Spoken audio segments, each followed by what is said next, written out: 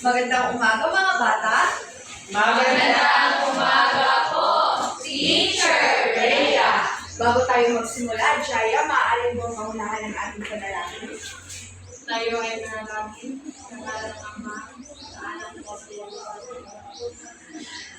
Our Father, who art in heaven, hallowed be your name.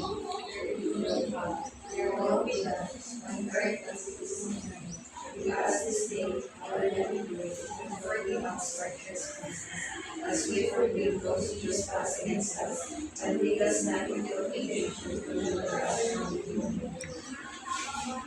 Mga bata, bago kayo umupo, ayusin niyo muna ang hanay ng inyong mga upuan at tulugin ang mga papel na nagagalang. Kumusta kayo mga bata? Magaling. Ngayon ay magtatala tayo ng liban.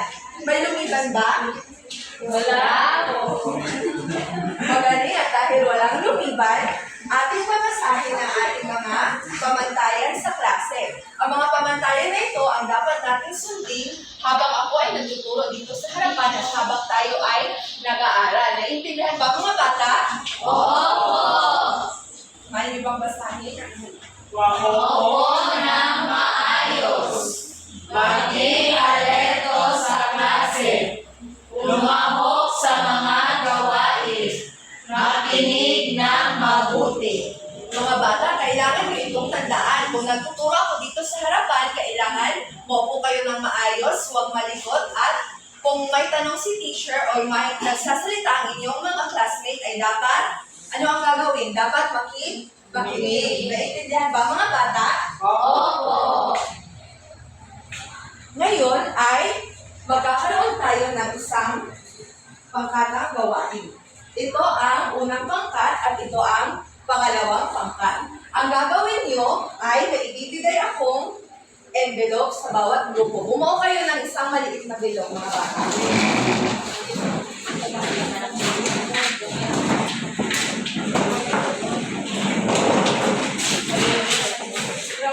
Ang mga envelope na yan ay may mga nagulo na mga letra. Ang gagawin nyo lamang ay buuin ito. Pero, ang gagawin nyo ay magkakaroon tayo ng isang stop dance. Kung ang aking play na video ay tumutugtog, dapat ay sumayaw kayo. At pag hinto na ito, yun ang pagkakataon na buuin nyo ang mga letra sa envelope. Naiintindihan ba mga bata? Opo. Okay. Pwede na kayong tumayo.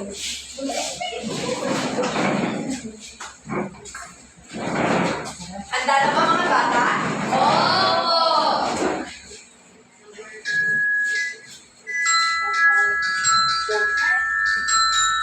Dapat sumayaw kayo ng awit.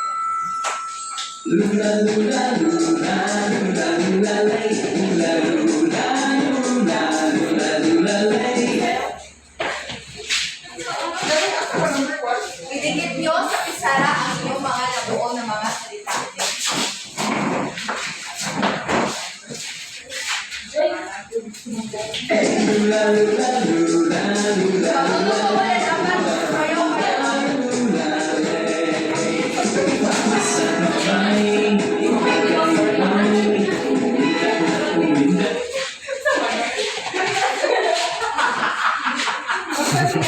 Ikaw mo ang inyong pangkat pag tapos na kayo.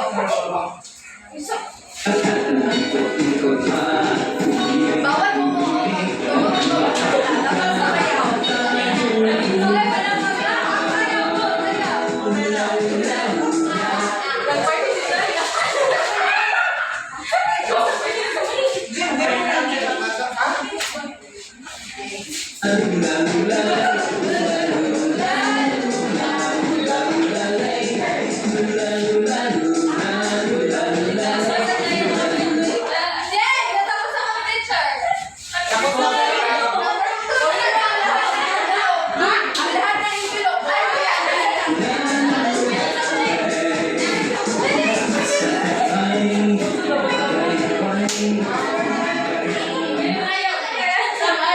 ay Kaling!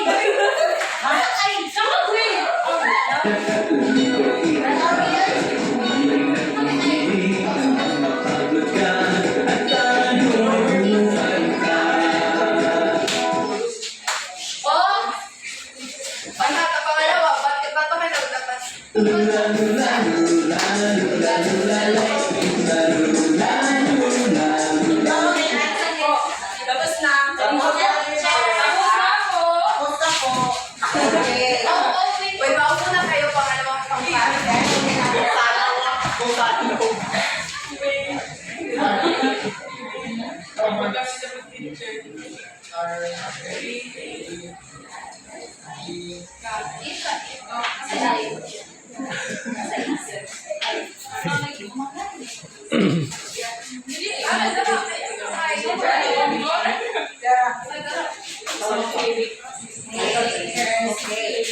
Tapos na ba? Unang pangkat? Unang pangkat, ano ang mga salita na inyong nabuo? Yes, Denise? Ano ang mga salita na inyong nabuo? Ang unang salita ko ay talinghaga, ang pangalawa ay salawikain at saka proverbs po. Okay, magaling. Pangalawang pangkat, ano ang mga salita na inyong nabuo? Ang mga salita ng buo namin ay salawikain, talinghaga, proverbs. Magaling. Ang mga salita ninyong nabuo ay talinghaga, salawikain, at proverbs. Ang mga salitang ito ay may koneksyon sa ating tumigo ngayong umaga. Naiintindihan ba mga bata? Oo! At dahil ang pangalawang pangkat, ang unang natapos, bibigyan sila ng 10.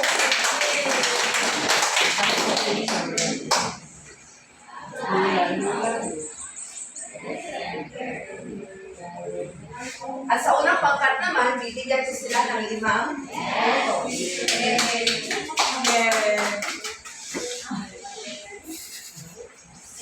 Ngayon, naaalala niyo pa ba ang ating nilalakay noong nakaraang araw? Opo. Yes, Kusimi, ano ang nilalakay natin noong nakaraang araw? Nakarang araw na lang kayo na ay buto. Magaling! Ang tinalakay natin noong nakaraang araw ay tungkol sa bugto. Sino ang makapabibigay sa akin kung ano ang ibig sabihin ng bugto? Yes, Gemaline? Ang bugtong teacher ay isang uri ng political na ang layunin ay bigyan kanila ng mga basa.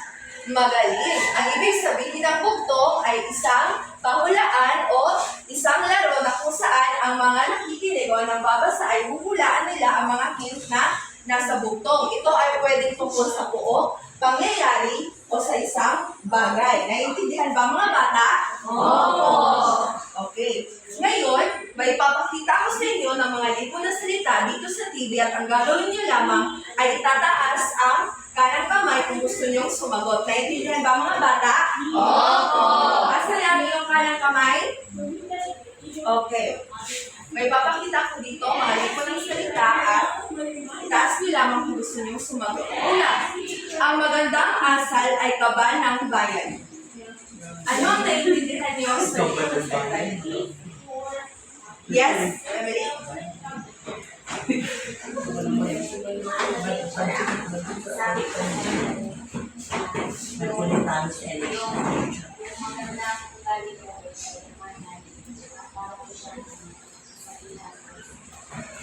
Tama si Emily. Ang magandang asal ay kaba ng bayan. Ang ibig sabihin nito, ang pagiging magandang asal ay hindi mananakaw inuman dahil ito ay iyong tunay na kayamanan. Naiintindihan ba mga bata? Oo! At dahil dyan, may very good touch si Emily. Pangalawa. Ang wastong edukasyon ay pahalagahan. Ito ay susi sa iyong kinabukasan. Ano ang naiintindihan niyo sa libo ng mga susunod? Yes, Julina? Ang wastong edukasyon ay pahalagahan. Ito ay susi sa iyong kinabukasan. Ito ay sinasabi na kung ang isang tao ay may edukasyon ay mayroon siyang taas ang potensyal na marating niya ang kanyang gustong marating sa buhay or magandang kinabukasan na naisang. Magaling, Julina. At dahil dyan, bibigyan kita ng very good. Para sa inyong mga bata, mahalaga ba ang edukasyon? Oo! Bakit ito mahalaga? Yes, Arabella? Bakit sa tingin mo mahalaga ang edukasyon? Kasi po sa pamamagitan ng Tama si Arabella. Ang edukasyon, ito ay susi sa ating magandang kinabukasan. Pangatlo, ang kaalamang taglay ay isang yamang hindi may aalis minuman. Ano ang naiintindihan niyo? Sige po na salita niya. Yes, when? Ang kaalamang taglay ay isang yamang hindi may aalis minuman.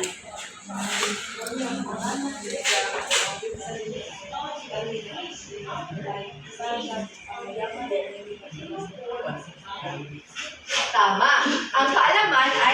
tayo ng kabutihan na hindi mananakaw, inuman. Kaya dapat tayo mag-aral ng mabuti para may makuha tayong mga kaalaman. Naintindihan ba mga bata? Opo.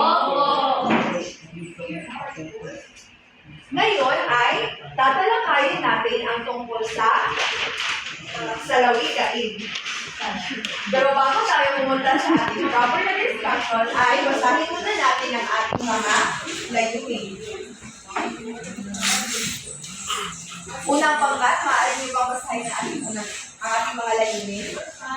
Pagkatapos ng aralin, ang mga mag-aaral ay inaasahang natutukoy ang kahulugan ng salawikain. Makapagbibigay ng halimbawa ng iba't ibang salawikain at may paliwanag ang kanilang kahulugan. Nakakabuo ng isang malikhaing presentasyon na nagpapakita ng aplikasyon ng isang salawikain sa tunay na buhay at natatalakay ang kahalagahan nito sa kultura at pagpapahalaga ng mga Pilipino. Ngayon, may gagawin tayong isang aktibidad. Gagawa tayo ng think, pair, and share. Familiar na ba kayo dito? Oo! Pumili kayo ng inyong partner. At ang gagawin niyo, meron ako dito mga salawikain kagaya ng ipinakita ko kanina. At ang gagawin niyo lamang ay bumunot kayo dito at ibahagi niyo sa inyong partner kung ano ang naiintindihan niyo sa salawikain na ito. Naiintindihan ba mga bata? Opo! At dahil maliit lang kayo, dalawang salawikain ang inyong kukunin. Sino ang partner mo?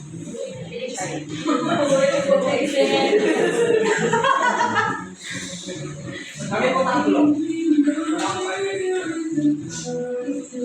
Kami po apat. Group na po kami.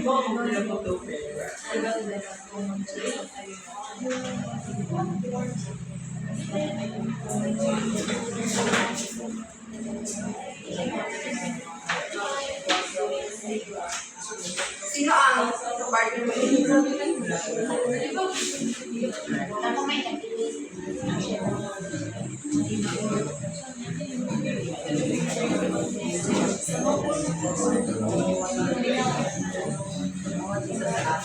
Architect po ng ating kapalaran. Architect. May mga salawikain na ba lahat? Opo, teacher! Bibigyan ko kayo ng 2 minuto para maghanda.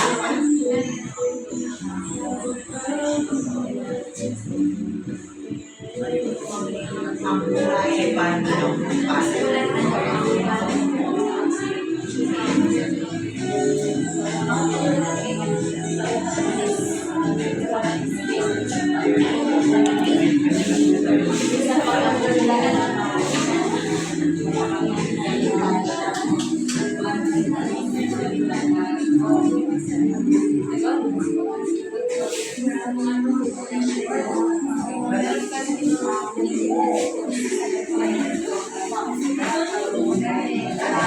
Handa na ba kayo?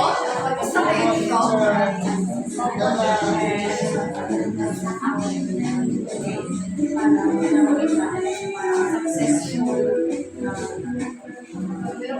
Okay, Gemaline, sino ang inyong partner?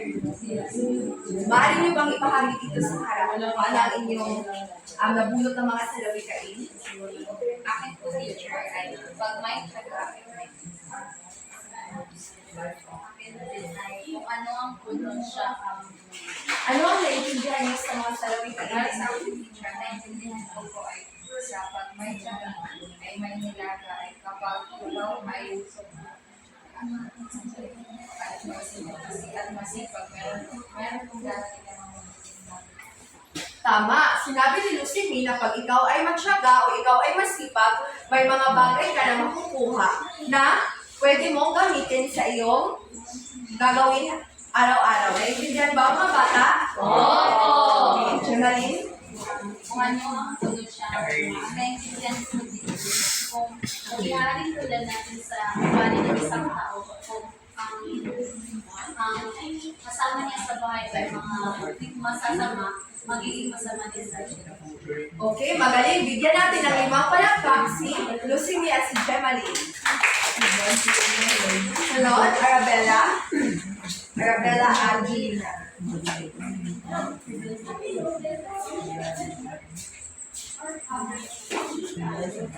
Sa akin po, teacher, kung ano ang itatanim ay siya rin na ang pagtutuhanan kahit sa iyo,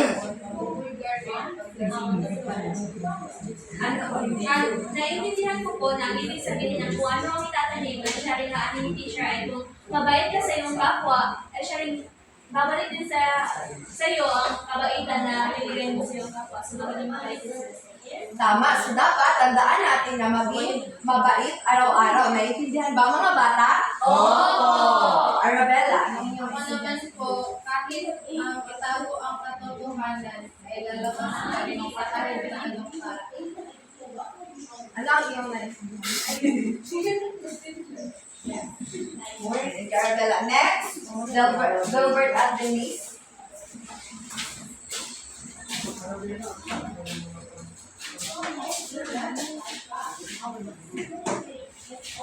Ang nabunot ko po, teacher, na buhay ay parang gulong ng palas. Minsan nasa ibabaw, minsan din ay nasa ilalim. Ibig sabihin nito ay marami tayong mga struggles na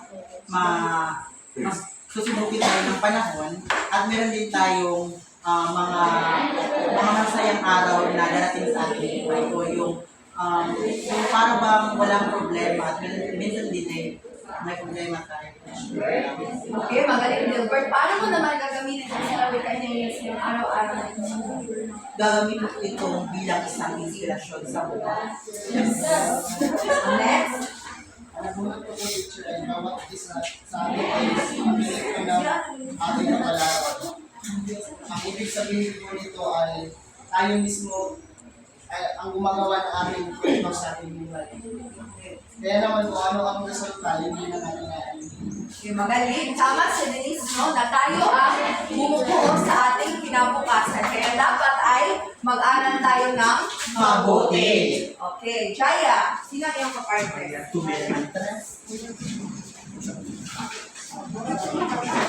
Ang salawigain po na nabunod namin ay nasa Diyos ang awa para sa tawang gawa. Huwag gawin sa iba, ayaw mong gawin sa iyo.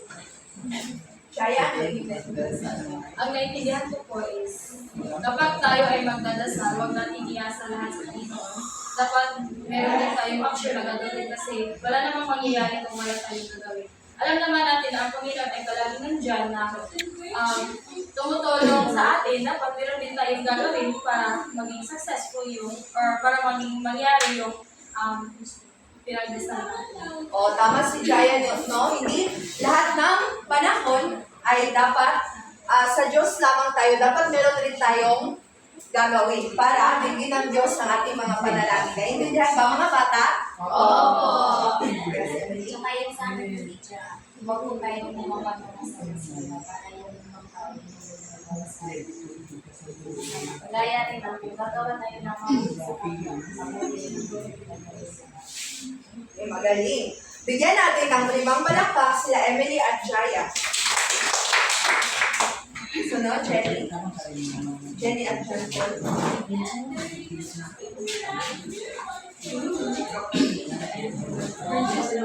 Ang nabunod ko po, teacher, ay kung walang saga, walang binata.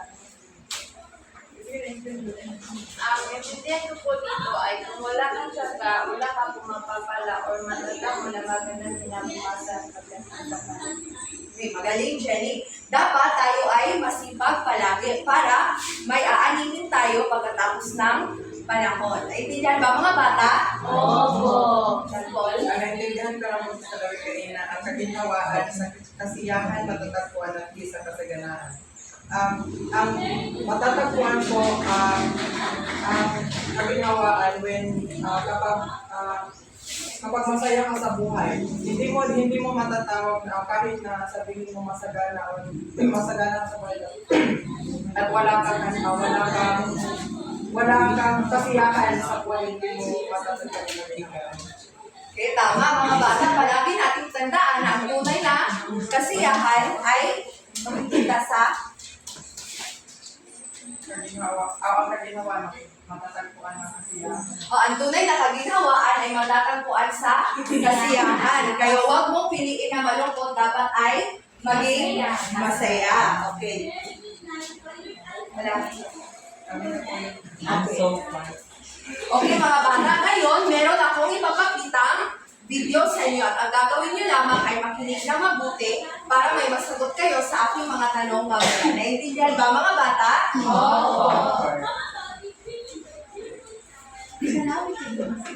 Sa lawikain ay ang mga pangungusap na may iksi lamang ngunit punong-puno ng kahulugan.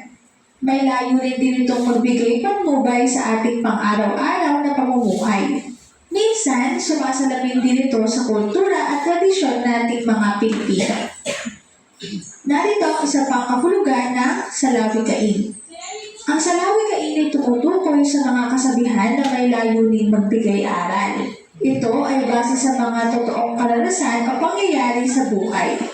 Ang mga ito ay naglalaman ng praktikal na payo o kaalaman na maaari nating magamit. Madalas, ito ay maikli lamang at payak ang mensahe.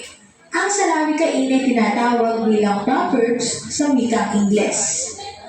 Narito na ang unang halimbawa. Kung may tiyaga, may nilaga. Ang ibig sabihin nito ay kapag ang isang tao ay may paninindigan at pagsasakripisyo para sa sarili at sa pamilya, ay makakatanggap ng maraming biyaya at magandang kinabukasan. Sumunod, ang tunay na kaibigan nakikilala sa kagipitan. Ang ibig sabihin nito ay ang tunay na kaibigan ay kilala ka pa rin at hindi ka iiwan. Kahit ikaw ay nasa matinding pangangailangan, handa pa rin siyang magbigay ng tulong at pagmamalasakit sa iyo. Okay. Ngayon, mga bata, ano ang ibig sabihin ng salawikain base sa video? Yes, Harley? Teacher, parang sa akin, ang ibig ko sabihin sa lifestyle, ito po ay isang may pangungusap na kung saan may kapangyarihan, may kahulugan, may meaningful na kahulugan po. Okay, tama si Harley. Ang salawikain ay isang ito ng mga salita na may kahulugan o may makukuha tayo aral. Naintindihan ba mga bata? Ano naman ang tawag sa salawikain sa Ingles? Proverbs. Yes, Dennis? Proverbs teacher. Okay, Proverbs. Tinatawag na Proverbs ang salawikain sa salita Ingles. Ngayon, sa base sa pinakita na video, ano ang ibig sabihin ng kung may tiyaga, may nilaga? Base sa nag-explain sa video, ano ang ibig sabihin? Yes, Emily?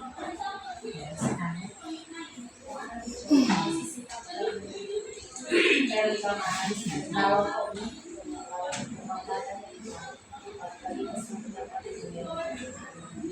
Ngayon, okay, tama si Emily. Pag may tiyaga, may nilaga, ang ibig sabihin doon ay dapat ikaw ay masipag araw-araw para pag may panahon na nangangailangan ka, hindi mo na kailangan humingi ng tulong sa iba. Pero mga bata, pwede naman humingi ng tulong, pero dapat ay maging masipag ka rin para hindi ka palagi na lang humihingi ng tulong sa iba. Naintindihan ba mga bata? Opo! Ngayon ay may mga hakbang sa paggawa ng salawikain. Una, pumili ng paksa. Maaari bang basahin ninyo mga bata?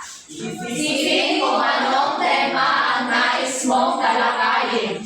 Maaaring ito ay tungkol sa kalikasan, pagmamahal, kasipagan, kalusugan, o kahit nasa karanasan sa buhay.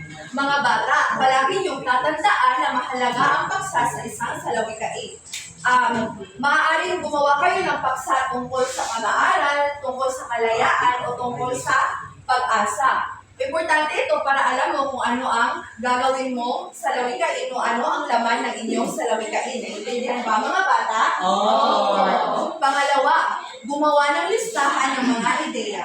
Mag-isip ng iba't ibang konsepto o aral na nais mong iparating. Sumulat ng mga salitang may kinalaman sa paksa. Mga bata, mahalaga na gumawa ka ng listahan sa iyong salawikain o mga ideya para hindi mo ito makalimutan at kung may gusto ka pang idagdag. Naintindihan ba mga bata? Opo. Pangatlo, Istruktura ng salawikain. Karaniwan, ang salawikain ay maikli at binubuo ng dalawang bahagi na magkaugnay. Halimbawa, ang hindi marunong lumingon sa pinanggalingan ay hindi makakarating sa parunungan. Dapat alam mo ang istruktura ng iyong salawikain. Pwede itong isang taludtod lamang o dalawang taludtod. At dapat alam mo ang pagkakasunod-sunod ng mga salita sa inyong gagawin na salawikain. Pang-apat, paggamit ng talinhaga. Gumamit ng mga talinhaga o matalinhagang salita upang mas maging mahulay at makaplugan ang iyong salawikain. Halimbawa, ang buhay ay parang bulok. Minsan nasa ibabaw, minsan nasa ilalim. Mga bata, pag sinasabi natin talinhaga, ito yung mga salitang may mas malalim na kahulugan. So kung gagawa kayo ng salawikain, pwede kayong gumamit ng talinhaga para mas gumanda ang struktura ng mga salita na inyong gagamitin. Naintindihan ba mga bata? Opo. At panghuli, ang pagbabalangkas. Maaari bang basahin ninyo lahat? Ayusin ang mga salita upang magkaroon ng magandang ritmo at tunog. Subukan ang iba't ibang kombinasyon hanggang makuha ang tamang dalo. Okay, ang pagbabalangkas, ito rin ay katulad lamang ng paglista ng inyong mga ideya. Dapat ang mga salita na inyong ginawa o ang mga salita na inyong kukunin ay dapat nagkakasunod-sunod para hindi kayo malito sa panghuli o sa paggawa nyo ng salawikain. Naintindihan ba mga bata? Oo. Okay. Naintindihan niyo na ba kung paano gumawa ng salawikain? Oo. Ngayon ay magkakaroon tayo ng aktibidad. Hahatiin ko ang ang klase sa dalawang pangkat. Ito ang unang pangkat at ito ang pangalawang pangkat. Bibigyan ko kayo ng envelope at nandito sa loob ang inyong gagawin. Bibigyan ko lamang kayo ng 5 minuto para gawin ang aktibidad na yun. Maaari na kayo magsimula. Gumawa kayo ng isang maliit na envelope.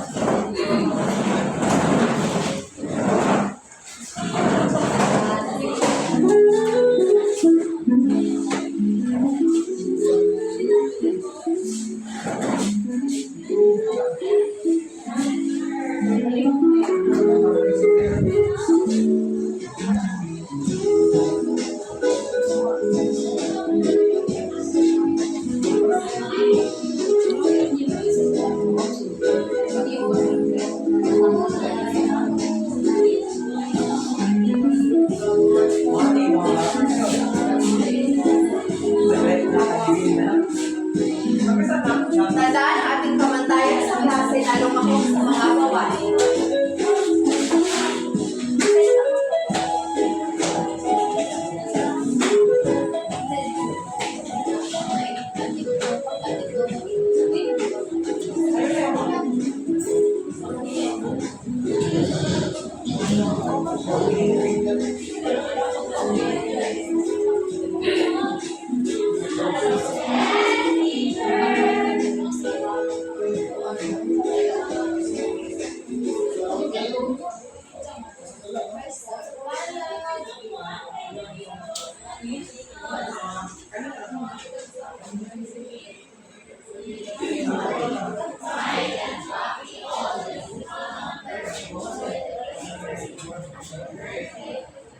Ang criteria sa paggawa ay ilagay ko sa inyo.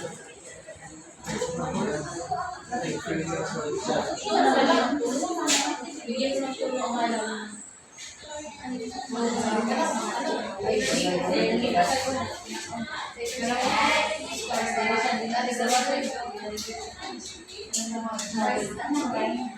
May tatlong minuto na lang kayo mga bata.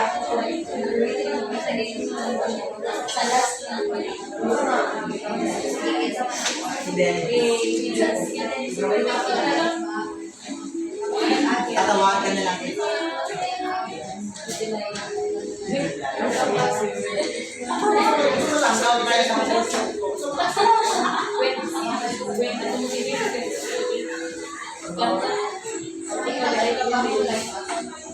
Pero tulitan ka lang ito.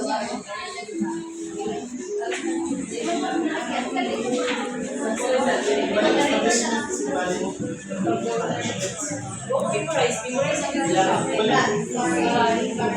Nag-send naman ko yung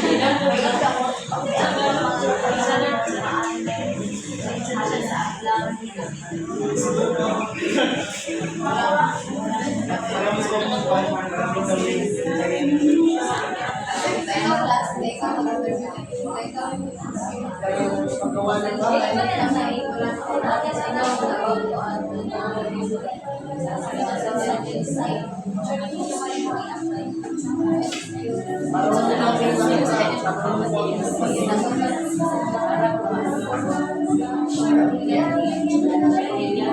Yung patanong mo yung pagkakas.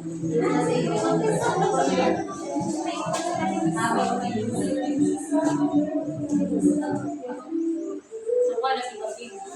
Ang sabi ko sa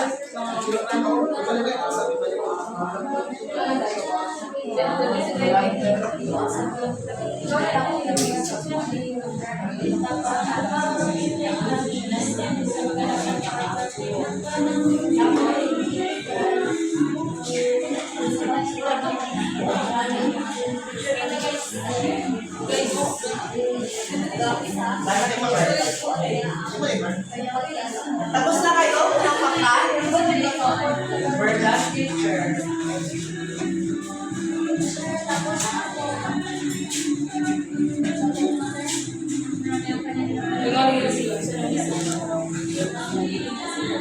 Isang kumpanya.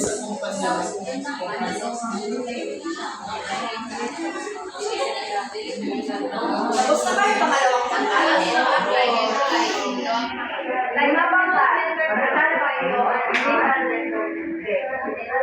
Meron na naman kayo isang minuto para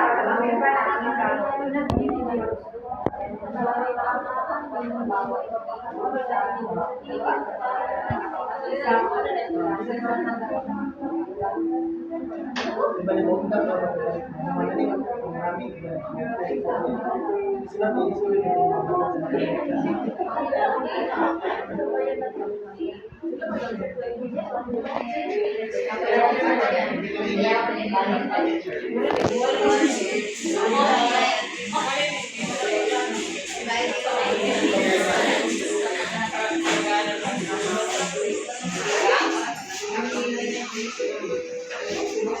Okay na kayo pangkat una? Opo.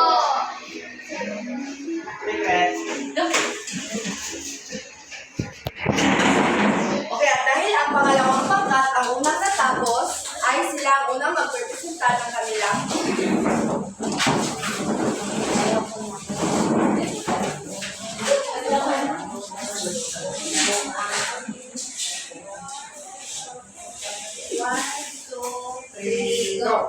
Kung ano ang tinanim siya'y aanihin, kaya sa kabutihan tayo magsikap din. Maging tapat at mabait ay laging isang buhay. Pagdating ng panahon, biyaya ibibigay. Buktiyahe ang buktiyahe. Okay, magaling pangalawang pangkat. Bigyan natin sila ng limang bagsak. O, unang pangkat naman.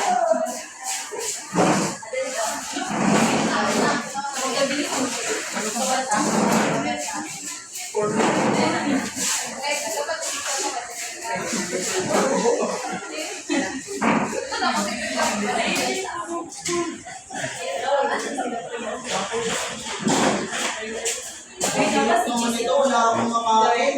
Hirap nang walang trabaho. Maka-apply na nga. Isang araw, napagdesisyonan ni Dennis na maghanap ng trabaho. Sa kanyang paghahanap, marami ang hindi tumanggap sa kanya. Ano mo, upang mag-apply na ito sa inyo kanya. Kasi sa lahat na hindi ka dito tumatanggap din. Wala akong makalit sa akin.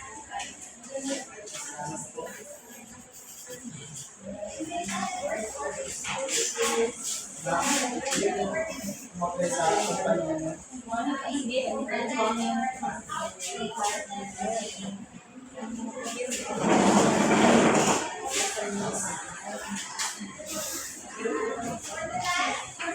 na ba ang bag mo, aplikante? Bakit ka namin tatanggapin sa amin? Kaya mo ako. Kaya ko po gawin lahat. Bakit mga katangian na sa tingin mo kaya mo sa amin? Mga pleasant personality na kaya mo gawin. Ang isang personality ko, wala ko ako lang. Tawagan mo na namin.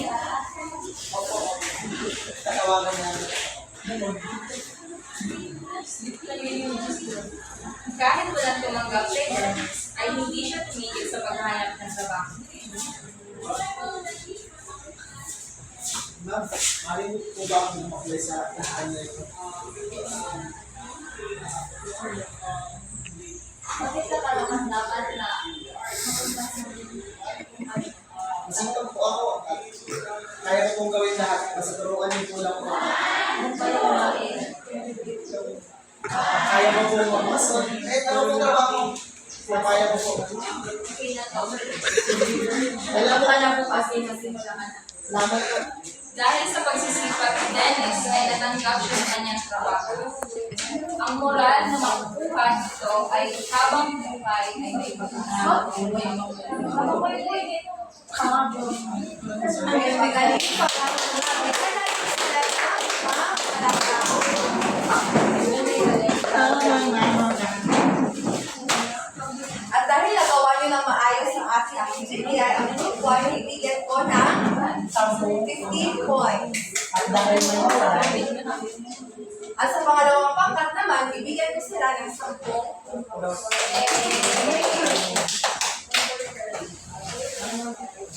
Mga bata, naiintindihan niyo na ba kung ano ang ibig sabihin ng salawikain? Oo! Ngayon ay magkakaroon tayo ng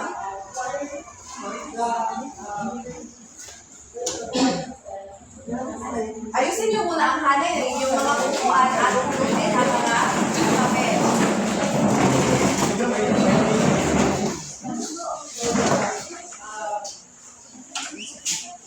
Kumuha kayo ng inyong ballpen at sagutan ninyo ang mga.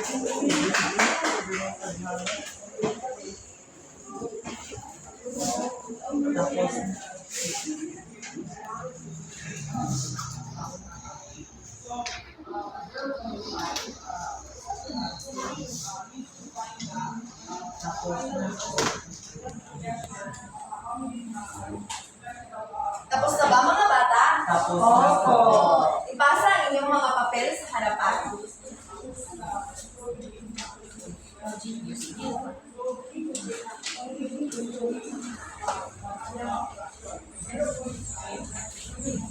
Ngayon, sasagutan natin ang mga tanong na inyong sinagutan kanina.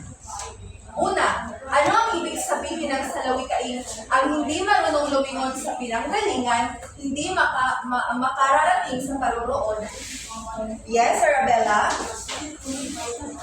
sabihin ay kung hindi ka marunong tumingin sa iyong nakaraan ay hindi ka makakarating sa ano ang nakabuo. Okay, tama si Arabella. Kung meron kang nakamit ngayon o sa susunod na mga araw ay kailangan marunong ka pa rin lumingon sa inyong pinanggalingan. Naintindihan ba mga bata? Oo. At dahil dyan, may reward si Arabella. Okay, dalawa, paano ipinapakita ng salawikain na sa Diyos ang awa, na sa tao ang gawa? Ang pananaw ng mga Pilipino tungkol sa pagsusumikap. Yes, Juliza? Ang sa salamat na yan ay ano po, hindi lang po dapat mag-iak sa busan mo kung mga dapat meron din yung pagsusunod sa susunod araw-araw. Kaya na po kami na po teacher sa ginawa ko na meron ay habang may buhay. Magaling si Juliza. Dapat hindi natin iaasa lahat sa Panginoon. Dapat maging masipag rin tayo. Naintindihan ba mga bata? Oo. Dahil dyan, may reward si Juliza. Okay, next. Ano ang kahulugan ng salawikain kung ano ang itinanim, siya rin ang aanin? Yes, Jaya? Ang naintindihan ko po sa salawikain kung ano ang italim, siya ay ang aanin. Kung ikaw ay mag-aaral ng mabuti, ikaw ay ang magkakaroon ng kinabukasan. Kung ano ang pag-aaral ng mabuti ay yung itinanim at ang aanin ay yung magandang itinanim. Okay, magaling, Jaya. At dahil dyan, meron kang Mga bata, kailangan natin tandaan na dapat maging masipag tayo araw-araw para may aanihin tayo pagdating ng panahon. Okay. Ipaliwanag ang salawikain, ang isda ay nahuhuli sa bibig. Ano ang naiintindihan niyo sa... Yes? Ibig sabihin po siya, madalas maligo niya ang tao. Sa lumabila. Mga grasa. Pag-ibig na tayo sa ating Okay, tama si Gwen. Dapat kung ang kaibigan mo ay nagsabi sa'yo ng sikreto, dapat maging maingat ka na huwag isabi sa iba. Sino ba dito ang may sikreto? O may sinabihan na ng sikreto? Okay, dapat ay hindi mo yan isasabi sa iba. Dapat dahil pinagkatiwala yan ng inyong kaibigan sa iyo. At dahil dyan, mayroong reward si Gwen. Sa panghuling tanong, bakit mahalaga ang mga salawikain sa kulturang Pilipino? Yes, John Paul? Mahalaga po ang salita po ng Pilipino dahil ang mga salawikain ay nagbibigay ito ng karunungan, gabay, at pagpapahalaga sa aspeto ng buhay at nagbibigay din ito ng aral sa Diyos. Magaling. Ang mahalaga ang salawikain dahil ito ay nagsimula pa lamang sa ating mga ninuno at ito ay nagbibigay ng aral sa ating buhay. At dahil dyan, may reward si John Paul. Mga bata, bago tayo magtapos sa ating klase, kunin niyo muna ang inyong kwaderno para isulat ang ating takdang aralin. Tapos na po. Okay. Ngayon ay ating bibilangin ang inyong score.